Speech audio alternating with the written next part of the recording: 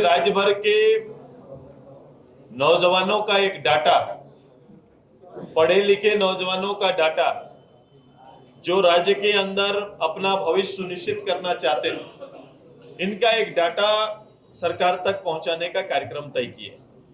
24 तारीख से ये डोर टू डोर उसी प्रखंड के, उसी मोहल्ले के नौजवान खुद इसका नेतृत्व करते हुए डाटा कलेक्ट करने का काम शुरू करेंगे और साथ ही साथ ऑनलाइन भी हम लोग डाटा कलेक्ट करेंगे। 9 सितंबर से प्रदेश भर में जब मेरा चूल्हा प्रमुख सम्मेलन शपथ ग्रहण समारोह कंटिन्यू रहेगा ही, लेकिन 9 तारीख से हमारा पदयात्रा, मैं खुद पदयात्रा पर हर विधानसभा में निकलूंगा। 9 तारीख से मेरा पदयात्रा का कार्यक्रम भी हर विधानसभा में होगा। ये तैयारी हमारा है। ये नवनिर्माण संकल्प सभा 8 तारीख को युवाओं का जो होगा, जो डाटा के साथ आएगा, उसे नवनिर्माण संकल्प सभा का रूप दिया गया है। उसी दिन पार्टी न केवल डाटा इकट्ठा करेगी, बल्कि पार्टी राज्य के अंदर युवाओं के बारे में या उनके भविष्य के बारे में जो पार्टी का चिंता और चिंतन है, उसको भी रखने का काम करेगी। ये तैयारी हमारा है। और पार्टी ने अपने निर्धारित जो कार्यक्रम हमारा चल रहा था, उस कार्यक्रम में थोड़ा फेरबदल किया। हमारा वर्तमान में आप सभी लोग विदित है, जैसा हर विधानसभा में चूल्हा प्रमुख सम्मेलन हमारा चल रहा है, शपथ ग्रहण समारोह चल रहा है।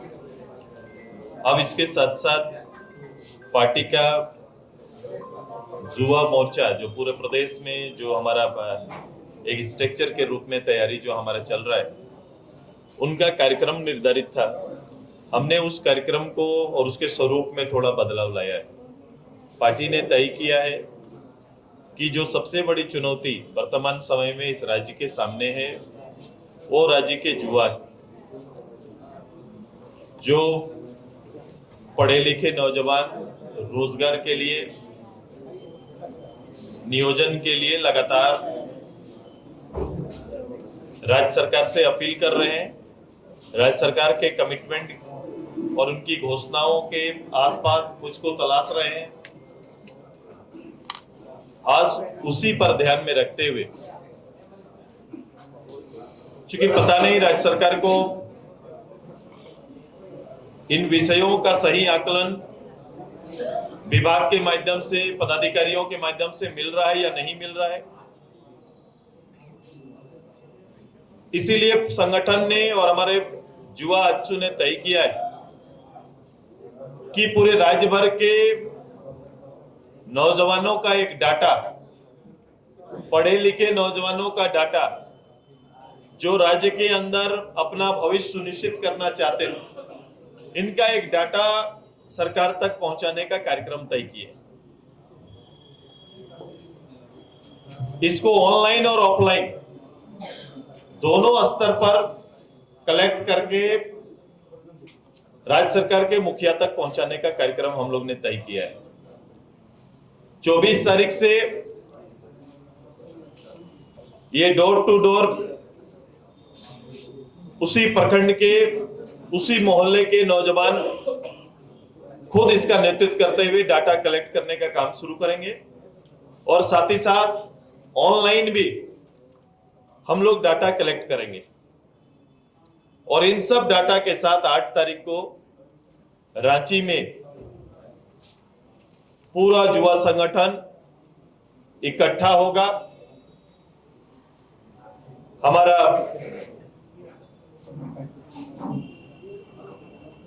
डाटा के साथ सरकार और सरकार के मुखिया को वो डाटा पूरे राज्य भर का उपलब्ध कराया जाएगा। शायद सरकार विचार करे कितने graduate, post graduate, degree, MBA, MBBS, अलग अलग आईटीआई, पोस्ट ग्रेजुएशन जो लोगों ने किया है, ग्रेजुएशन जो लोगों ने किया, इंटर तक की पढ़ाई की है, जिन लोगों ने कौशल विकास के अंदर में अपनी योग्यता बनाई है, इन सभी लोगों का डाटा सरकार तक उपलब्ध कराया जाएगा। ये तैयारी हमारा है। दूसरा, 26 तारीख से 4 सितंबर तक, ये कई चरणों में हो सकता है। 26 तारीख से प्रत्येक विधानसभा में जन जागरण अभियान पार्टी का शुरू किया जाएगा। जन जागरण अभियान शुरू किया जाएगा। प्रत्येक दिन 5 पंचायत पर पार्टी के उस क्षेत्र के हमारे प्रतिनिधि अपने समर्थकों के साथ 10 सभा करेंगे और 10 किलोमीटर की पदयात्रा पूरा करेंगे। हर पंचायत पर पदयात्रा चलेगा। हर पंचायत में 2 सभा करेंगे और जनता के बीच जन जागरण अभियान का नेतृत्व करेंगे। 9 सितंबर से प्रदेश भर में जब मेरा चूल्हा प्रमुख सम्मेलन शपथ ग्रहण समारोह कंटिन्यू रहेगा ही, लेकिन 9 तारीख से हमारा पदयात्रा, मैं खुद पदयात्रा पर हर विधानसभा में निकलूंगा। 9 तारीख से मेरा पदयात्रा का कार्यक्रम भी हर विधानसभा में होगा। ये तैयारी हमारा है। इसी तैयारी के संदर्भ में आज बैठक रखा गया। ये नवनिर्माण संकल्प सभा 8 तारीख को युवाओं का जो होगा, जो डाटा के साथ आएगा, उसे नवनिर्माण संकल्प सभा का रूप दिया गया। उसी दिन पार्टी न केवल डाटा इकट्ठा करेगी, बल्कि पार्टी राज्य के अंदर युवाओं के बारे में या उनके भविष्य के बारे में जो पार्टी का चिंता और चिंतन है, उसको भी रखने का काम करेगी। ये तैयारी हमारा है। आप देखेंगे कि सूचना आयुक्त भी शायद प्रदेश के अंदर में नहीं है, जो एक अहम बॉडी है जिसके माध्यम से आम लोग सरकार से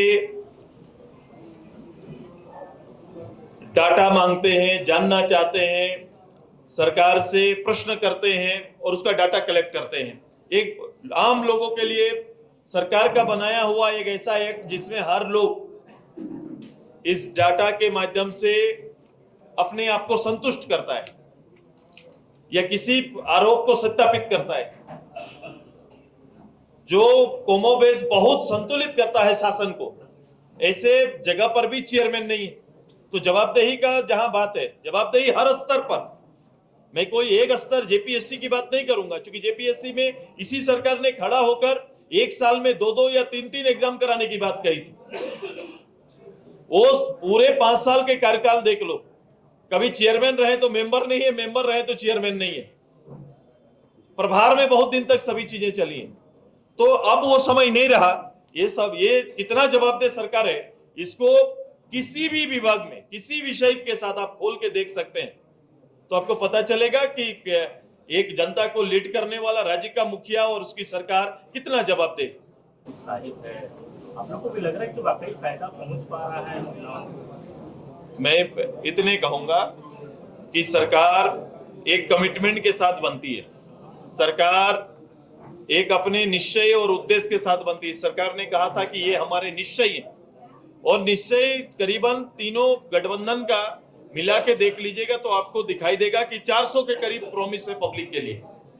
अब उस प्रॉमिस जितना भी किया हुआ है इनका, वो प्रॉमिस को हम लोग ढूंढेंगे ना, हम लोग आकलन करेंगे। ये जो विपक्ष भी और आम आदमी भी खोजेगी उसमें हम कहाँ हैं, योजनाएं कहाँ हैं, तो वो योजनाएं आपको दिखाई नहीं देंगी। जिस योजना का आप नाम ले रहे हैं उसका उल्लेख तक वहां पर नहीं है। और ये योजना, कोई भी योजना सरकार ला सकती है, सरकार को लाना चाहिए, उसका बजटीय व्यवस्था तो करके आना चाहिए। अगर बजटीय व्यवस्था नहीं किए तो आज के दिन में जो बजट आप इकट्ठा कर रहे हैं, जो बजट आप ला रहे हैं, वो कहीं ना कहीं भविष्य में वित्तीय अनियमितता को भी जोर देगा। ऐसा होता है कि आप एक सीमा तक किसी विभाग का कोई ना कोई साल का प्रस्तावित बजट को छोटा करेंगे और उस बजट का हिस्सा इसमें डालने का प्रयास करेंगे, तब जाके ये बजट और ये योजना दिखेगी। तो और किस समय लाया गया? ईमानदारी ये है कि आप सरकार, आप जनता के लिए कुछ करना चाहते हैं तो कब करना चाहते हैं? जब सरकार का उम्र और आपका कार्यकाल का सीमा मात्र 1 महीना बचा हुआ है, तब अगर आप कोई योजना लेके आते हैं तो उस योजना को क्या कहा जा सकता है, आप समझ लीजिए। मैं तो ये भी कह सकता हूं, ये सरकार ये दबाव में मैं भत्ता का योजना भी ला सकती है, क्योंकि हम लोग बोल रहे हैं सरकार भत्ता देना चाहिए। सरकार ने कहा था नौकरी नहीं देंगे तो भत्ता देंगे। मैं तो कह रहा हूं कि सरकार सत्ता के लिए भत्ता भी ला सकती है, ऐसा कर सकते हैं। लेकिन इसको देखने का नजरिया आम लोगों का ये एकदम बड़ा स्पष्ट है कि ये केवल चुनाव और केवल चुनाव के लिए ये चीजें चल रही हैं।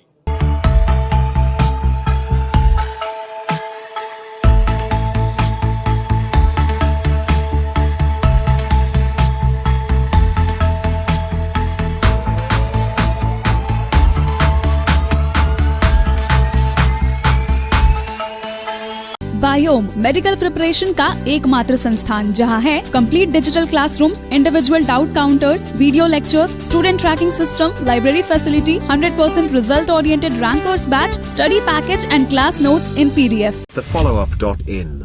Like, share, and subscribe. www.thefollowup.in